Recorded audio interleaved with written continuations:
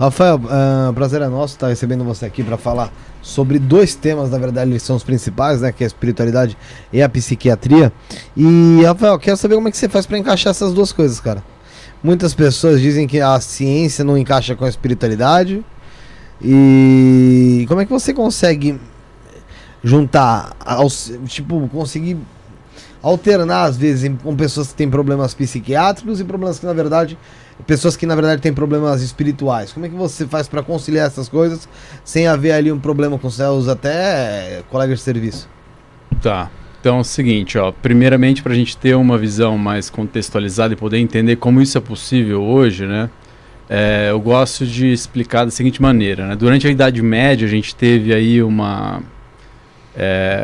freio frente às conquistas intelectuais científicas, né? Frente à igreja, que era bastante dominadora e até mandava para a fogueira quem descobria, por exemplo, Giordano Bruno, né? Que descobriu que a Terra não era o centro do universo, que era o Sol, o centro, e a Terra rodava em volta, entre outras descobertas da época. E aí no Iluminismo, lá no início do século XVII, principalmente depois da Revolução Francesa, lá em 1789, houve uma certa inversão do jogo.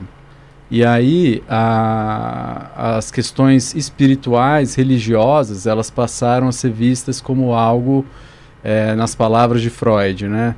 Uma histeria, uma neurose infantil de pessoas que não davam conta de entender que a vida era só isso mesmo, que morria e acabava.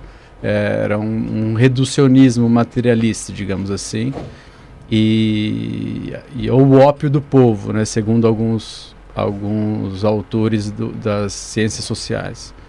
E aí, no final do século XX, e exponencialmente a partir desse século, mais e mais pesquisas sérias, de metodologias muito bem elaboradas, começaram a avaliar qual que é realmente o impacto da saúde, da espiritualidade na saúde. E o que a gente tem hoje é que as pessoas mais espiritualizadas, e as pesquisas, embora reconheçam que são coisas diferentes, espiritualidade e religiosidade, há uma grande área de penumbra, de confluência, claro, entre as duas coisas. Então, nas pesquisas, o mais comum é usar até a sigla, né? Religions/spirituality, né? Então, R/S como um conjunto. E as pessoas mais desenvolvidas em escalas validadas nesse contexto, elas vivem até 7 anos a mais do que pessoas sem qualquer tipo de espiritualidade. Isso é mensurado em coortes, dezenas de milhares de pessoas ao longo de décadas, e vai se comparando em relação a isso. E mesmo depois que você tira variáveis de confusão do tipo, as pessoas mais espiritualizadas, elas se colocam menos em risco, elas fazem mais exercício. E aí tem técnicas de estatística que você vai separando isso, e mesmo assim a espiritualidade, misteriosamente, não sabemos explicar, ela ainda é protetora para vários aspectos. Então, cerca de 7 anos a mais de vida, reduz a mortalidade geral, obviamente, reduz a mortalidade por câncer, reduz a mortalidade por doenças coronarianas, né, cardíacas, protege muito em relação a suicídio. É bizarro, tem bairros nos Estados Unidos que pessoas agnósticas ou ateias, e bairros mais religiosos, e aí a taxa de suicídio é bizarramente divergente, em mais de 10%. Dependência química é muito protetor, bem-estar, qualidade de vida, transtornos depressivos, transtornos ansiosos, ou seja, há uma tendência de um benefício muito grande nesse sentido. E agora, dentro dos transtornos dissociativos, que são um capítulo dentro da psiquiatria, em que aí as teorias de o que chamava-se na Idade Média, né, é uma questão de possessão demoníaca, como era chamado também na Idade Média quem tinha epilepsia como algo unicamente espiritual, né? Aí que entram esses tipos de interpretações.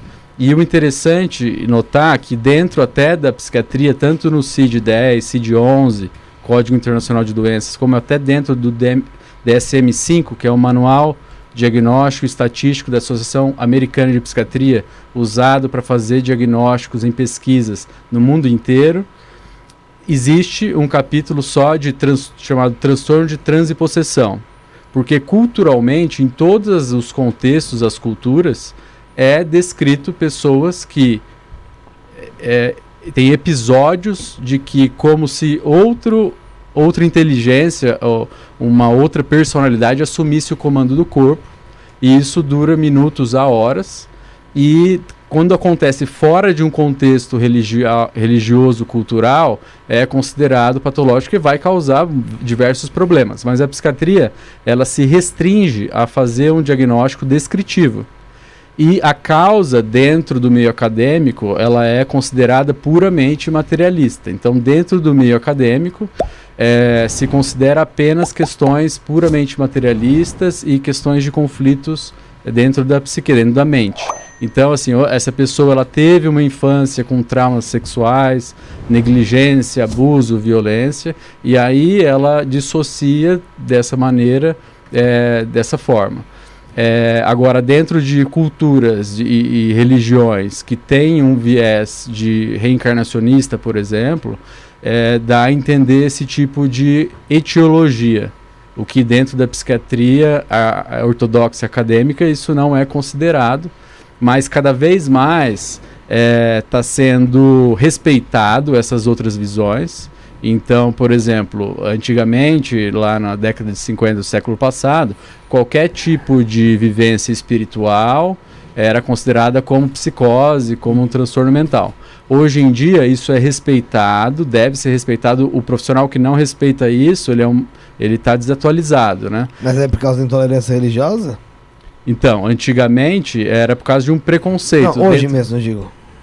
Hoje mesmo a gente tem que respeitar, porque está sendo colocado dentro das sociedades que, se não causar sofrimento, se não causar qualquer tipo de prejuízo, isso não é um diagnóstico, não é um problema a ser tratado. Não é uma doença.